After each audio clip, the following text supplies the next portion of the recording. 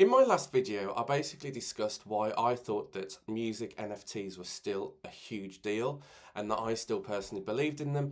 In this video, we're going to be giving one of those examples as to why I believe that that's the case. Hey everyone, this is Barry from Music Tech Info. Hope you're doing well. If I sound rough, that's because I am. I'm suffering from the flu and hopefully I'm getting through it now. So yeah, please just bear with me on this video if I'm not the best. So this video, I wanted to talk about Violetta Zironi. Now, she is an independent musician originally from Italy, and she has been in the Web3 space for quite a few years actually, really embedding herself in the community, which has really helped with this particular project. So what she decided to do was actually mint, or via Bitcoin, inscribe on the Bitcoin blockchain ordinals, which are known as NFTs in Bitcoin, full tracks of her songs. Now, so many people said that this can't be done. Now, when I posted about ordinals a year ago on this channel, it wasn't possible. You couldn't inscribe, as far as I was aware, a full song because the quality was, the file size was just like less than 4 megabytes for one block. And they're in the form of Satoshis on the blockchain, and you get 100 million Satoshis per one Bitcoin. There was huge limitations with being able to do that. So what I did personally as a musician was I just put a sample of one of my tracks and inscribed it on the Bitcoin blockchain. The other downside of doing this is gas fees, because this isn't like Ethereum where you might spend, I don't know, £50 or dollars or something. This is hundreds of dollars to inscribe on the Bitcoin blockchain because it's a slow network and it's in demand, you know. So I will do a future video about Bitcoin ordinals because they are fascinating. Anyway, Violetta found a way to do this, and she was able to inscribe her full tracks on the Bitcoin blockchain as ordinals, and she decided to put one up for sale.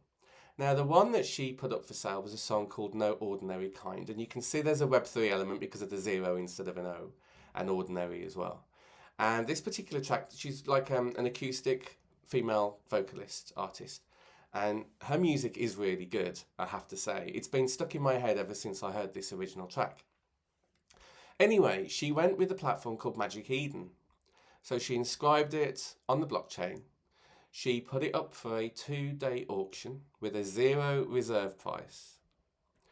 And she sold it once the auction ended for 1 Bitcoin. You can see here it's 0.99. It's basically 1 Bitcoin, isn't it? And the way that she did it, I think her father was like an artist, and he actually made the artwork for this ordinal. But you can see the description here. It says a unique song written, composed and performed by Violetta Zironi, paired with original hand-drawn artwork by Giuseppe Zironi, Violetta's father, a renowned Disney illustrator. Recorded and inscribed in its purest form, it represents a liberating anthem to the no ordinary kind. The humans define the boxes they're put in at any cost.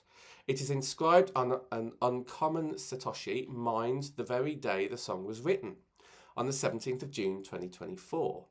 Violetta is a singer-songwriter and actress with over a decade-long career who in 2022 decided to defy the rules of the music and entertainment industry and release her art exclusively to the blockchain, quickly becoming the most successful music artist operating independently in Web3 and pioneering the revolution of decentralized music.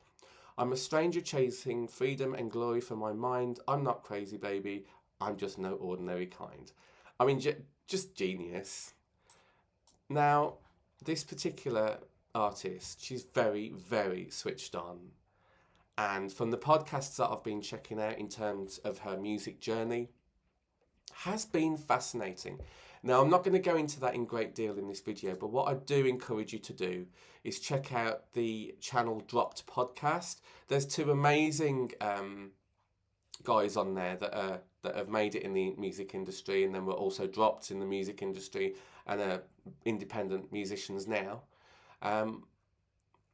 And they did a podcast with Violetta, and it was fascinating. So I encourage you to check out that. She goes on to say that, you know, she worked really hard growing up. She had really supportive parents about creativeness, about, you know, choosing your destiny and going for your journey. And she was on X Factor in Italy. She came third on X Factor. She was disappointed with the fact that, you know, it's a TV show. It's not really a competition for musicians. It's a TV show where you're asked to do certain things. And she signed a deal without really seeking, you know, professional advice with a lawyer or anything. And it was a really bad deal. You know, it was really bad. So I felt really bad for her. She managed to get out of it many years later. And then, you know, I think she moved to London for a while. She moved to America as well. And she fell into Web3, I think during COVID. And she was always on Twitter Spaces. She spent endless hours singing on Twitter Spaces to try and get her name out there in Web3. She worked really hard on building and embedding herself in existing communities in Web3. And that paid off. That absolutely paid off, because she was able to deal with people that had the money, that were interested in terms of investors. So it's not just about putting something on auction and it will sell automatically. And I keep saying this on this channel. That's not how NFTs and ordinals work. You have to work hard. You have to hustle. You have to go on these communities, embed yourself. And Violetta did this for years for this to pay off. And that's exactly what it's done. Now, the great thing is she does get to keep the rights of the song, which is brilliant. So the owner of the original One of One, this is a one of one, it's the only one in its kind, it's not available on streaming services, but she has the choice to do that. So the buyer has a non-commercial license to basically, you know, play the song, etc. But she still has full rights over that song. So this is why I just know NFTs, ordinals, whatever, still have huge value, you know, for independent musicians. I think they really, really do. And the amazing thing is, these ordinals on Bitcoin are inscribed forever. They will forever be, that song will forever be on the Bitcoin blockchain as an ordinal. And that is an amazing thing to think about. Think about all of the companies that own social media. You've got X, you've got Facebook, Meta, you've got Spotify. Spotify, arguably, is a social media platform, okay? What if those companies go down? You've lost your songs, right? Whereas this, on the Bitcoin, this is inscribing it on the network. Ethereum, Polygon, and those aren't actually inscribed. They're not actually minted on the blockchain. But Bitcoin is. And that's why Bitcoin has just been going crazy in terms of ordinals and runes and other things that I'll discuss in a future video. Let's have a look at the other tabs. So this was when Violetta actually announced the live auction. So let me just quickly play this. GM everybody, Violetta here.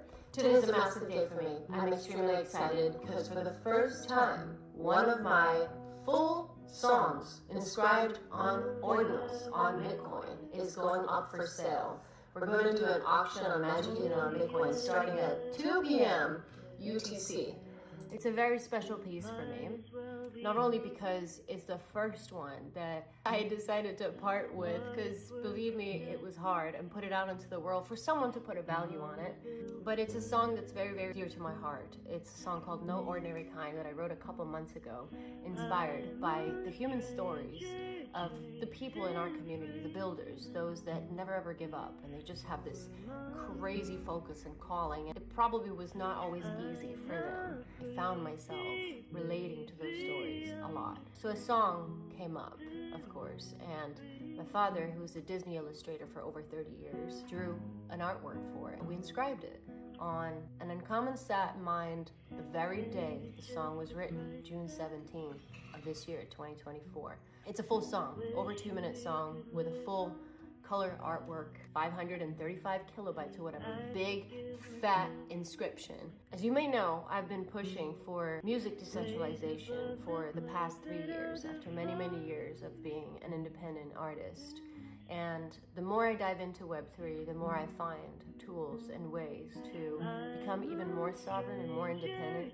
For the past year and a half, and inscribing songs one after the other, full songs. A lot of people told me that it would be impossible to inscribe a full song, but I don't believe impossible exists. If you can stay true to yourself and find an authentic and transparent way to do it, then everything is possible. It's gonna be live for 48 hours with a 0 reserve price. The song is as raw as it gets for me. Written, composed, recorded, and performed by me. This is how I want to be remembered for the rest of time, because we all know it is immutable. It's never going to go away. So that's how I want people to find out about me in hundreds of years. That is so cool. That is just so cool. And she's had a lot of success in Web3. So if I have a quick look at this auction, what's interesting to me is that this is a great thing about the blockchain, right? You've got the full transparency of everything. So you've actually got the auction details here. So you can see that someone bid 0.0025, then 0.006996, 116. So a lot of different bidders here that were really interested in purchasing that song. And people have reached out to her and said, I want to buy your other songs. And they're very precious to the artist, and I get that. These are one of ones, right? So they're special. They're one of ones. There's only one that exists. And I think that provides value, that provides scarcity and fear of missing out. And that's why that went crazy in terms of, I mean, one Bitcoin is huge. And it's just grown, hasn't it? I think it was about, $60,000 when this was actually done back in June. And now it's worth what, 80? Oh, sorry, October, I should say October. So yeah, just amazing, absolutely amazing. And you've got full transparency. You can see that this person's only bought one ordinal in their wallet. You've got the ordinals.com here where you can actually play the full song. So it's inscription, and this is the ID of the ordinal, of the NFT. So 7549747 is this particular NFT. You've got the lyrics on here. You've got what kind of thing. Now, interestingly, this was a video. This was an MP4.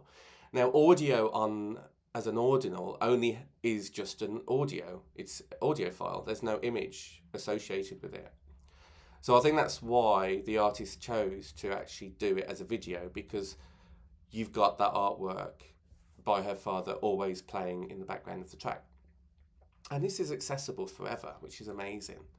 It just takes, there's a couple of Bitcoin viewer websites. So there's ordinals.com, which is this particular one, where you can actually check out all of the other Bitcoin ordinals on the network. You've got ords.io is another one. So there's quite a few browsers, if you like, in terms of checking out the latest ordinals. Now, looking at Violetta's landing page, there's a lot of projects. She's got her own Discord, she's got her official website, she's got merch, her acting career, another ordinal song. You can see that's ord.io. And the NFT marketplace as well, with all of the collections on it. So if we have a look at that particular one, this is another one that she's done here.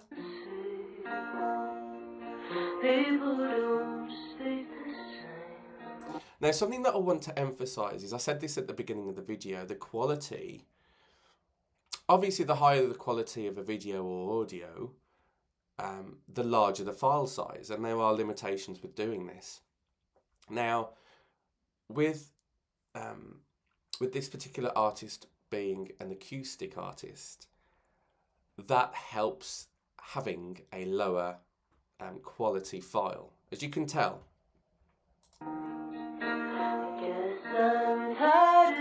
You can tell that that's lower quality than, say, traditional streaming services. And the reason for that is because of the limitations. Otherwise, you can't put a 2-minute, 21-second song on the Bitcoin if it's say a WAV file, or You know, a WAV file, you'll be looking at a couple of seconds. So that's one way to get around it, is to have a low quality track in terms of actually doing that. And that's difficult because as myself as an electronic artist, I really value quality, but it's quality over time. If you want to inscribe a full track, you're going to have to reduce the quality on that. And that's as of now. A year ago, it wasn't even possible. So, but you can see here on the actual Ord.io, people are able to comment, which is really cool. So it's a bit like a social media platform in that sense. So I just thought that was interesting to be able to access another one of her tracks.